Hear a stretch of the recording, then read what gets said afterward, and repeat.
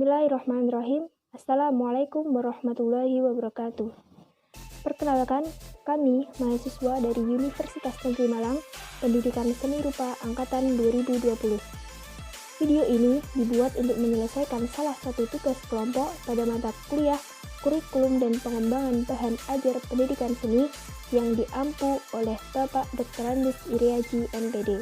Kami dari kelompok 3 yang terdiri dari 4 mahasiswa, yaitu Saudara Drian Pramana Putra, Firza Bayu Adinata, Indah Sukmawati, dan Umi Salamah, di mana masing-masing anggota bekerja sama dalam memenuhi tugas kali ini. Langsung saja, inilah video presentasi dari kami tentang perbandingan kurikulum tahun 1984 dan 1994 atau 1999. Menuju pembahasan yang pertama, kami akan membahas tentang kurikulum pada tahun 1984. Secara umum, perubahan dan penyempurnaan kurikulum dilakukan setiap 10 tahun sekali. Perubahan kurikulum tersebut dilakukan agar kurikulum tidak ketinggalan dengan perkembangan masyarakat, termasuk ilmu pengetahuan dan teknologinya. Namun demikian, perubahan kurikulum selalu dikaitkan dengan perkembangan dan keadaan masyarakat pada saat itu. Kurikulum 1984 berlangsung secara dengan proses scale approach. Kurikulum ini juga sering disebut dengan kurikulum 1975 yang disempurnakan menjadi kurikulum tahun 1984. Kurikulum tahun 1984 ini berorientasi kepada tujuan instruksional. Tidak ada pembaruan khusus pada sistem kurikulum sebelumnya. Penyempurnaan ini ditandai oleh pergantian istilah pendidikan kesenian menjadi pendidikan seni berdasarkan Undang-Undang Sistem Pendidikan Nasional. Program kurikulum pada tahun 1984 mengacu pada berbagai aspek, yaitu aspek pendekatan, aspek otoritas pengembangan, aspek isi atau materi, aspek proses belajar dan mengajar, aspek orientasi, aspek pendidik, relasi, tahun pembelajaran, dan aspek hari efektif. Berikutnya, penjelasan mengenai ciri-ciri kurikulum pada tahun 1984 akan disampaikan oleh rekan saya, Drian Pramana Putra.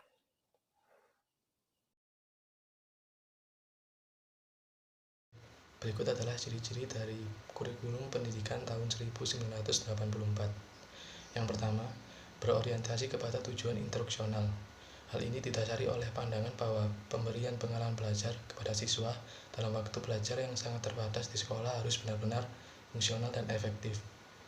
Yang kedua, pendekatan pengajarannya berpusat pada anak didik melalui cara belajar siswa aktif atau CBSA. CBSA adalah pendekatan pengajaran yang memberikan kesempatan kepada siswa untuk aktif terlibat secara fisik, mental, intelektual, dan emosional. Yang ketiga, materi pelajaran dikemas dengan menggunakan pendekatan spiral. Spiral adalah pendekatan yang digunakan dalam pengemasan bahan ajar berdasarkan kedalaman dan keluasan materi pelajaran.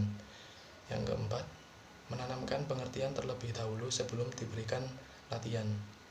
Yang kelima, materi disajikan berdasarkan tingkat kesiapan atau kematangan siswa. Dan yang terakhir, menggunakan pendekatan keterampilan proses. Keterampilan proses adalah pendekatan belajar mengajar yang memberi tekanan kepada proses pembentukan keterampilan. Next. Pada tahun 1975, terjadi perubahan yang menyeluruh pada mata pelajaran ekspresi, yang sebelum itu dalam kurikulum sekolah umum dikenal dengan nama pelajaran menggambar dan seni suara. Pembaharuan dapat dilihat dengan penggantian nama mata pelajaran itu menjadi pendidikan seni. Kurikulum tahun 1975 disempurnakan lagi pada tahun 1984 dengan sebutan kurikulum 1984. Pembaharuan kurikulum 1984 dengan digunakannya Undang-Undang Sistem Pendidikan Nasional sebagai dasar dari pembuatan kurikulum.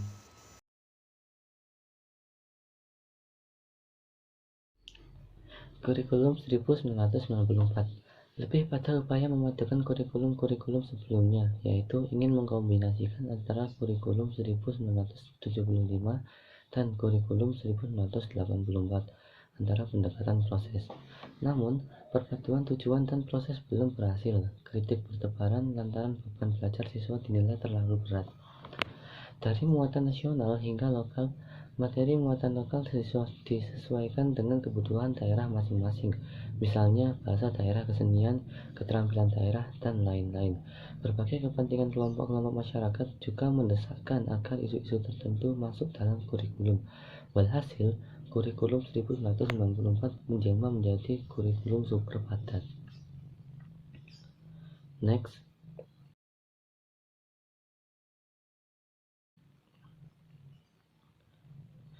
Ciri-ciri yang menonjol dari pemberlakuan kurikulum 1994. Pertama, pembagian tahapan pelajaran di sekolah dengan sistem catur bulan. Yang kedua, pembelajaran di sekolah lebih menekankan materi pembelajaran yang cukup padat, berorientasi pada materi pembelajaran atau isi. Kurikulum 1994 bersifat populis, yaitu yang memberlakukan satu kurikulum untuk semua siswa di seluruh Indonesia. Kurikulum ini bersifat kurikulum inti, sehingga daerah yang khusus dapat mengembangkan pelajaran sendiri disesuaikan dengan lingkungan dan kebutuhan masyarakat sekitar. Yang keempat, dalam pelaksanaan kegiatan, guru hendaknya memilih dan menggunakan strategi yang melibatkan siswa aktif dalam belajar, baik secara mental, fisik, dan sosial. Dalam mengaktifkan siswa, guru dapat memberikan bentuk soal yang mengarah kepada jawaban konvergen-divergen. Selanjutnya, yang kelima, dalam pengajaran suatu mata pembelajaran hendaknya disesuaikan dengan kekhasan konsep atau pokok bahasan dan perkembangan berpikir siswa, sehingga diharapkan akan mendapat keserasian antara pembelajaran yang menekankan pada pemahaman konsep dan pengajaran yang menekankan keterampilan menyelesaikan soal dan memecahkan masalah.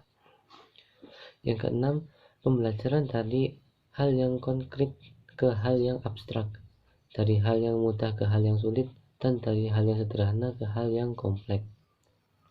Pengulangan materi yang dianggap sulit perlu dilakukan untuk meningkatkan pemahaman siswa. Jadi, selama dilaksanakannya kurikulum 1994 ini muncul berbagai masalah.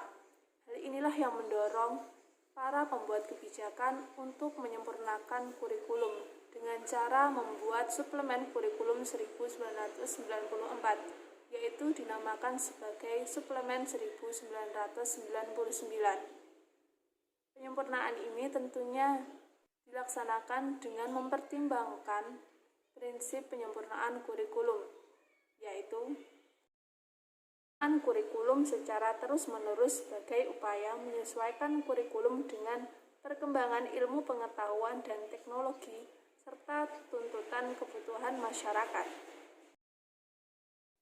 Kedua, penyempurnaan kurikulum dilakukan dengan mendapatkan proporsi yang tepat antara tujuan yang ingin dicapai dengan beban belajar, potensi siswa, dan keadaan lingkungan serta sarana pendukung. Ketiga, yaitu penyempurnaan kurikulum dilakukan untuk memperoleh kebenaran substansi, materi pelajaran, dan kesesuaian dengan tingkat perkembangan siswa.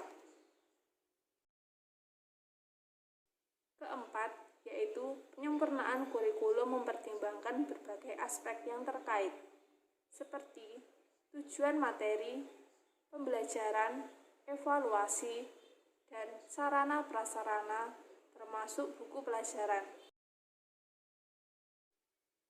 Kelima, yaitu penyempurnaan kurikulum tidak mempersulit guru dalam mengimplementasikan dan tetap dapat menggunakan buku pelajaran dan sarana-prasarana pendidikan lainnya yang tersedia di sekolah.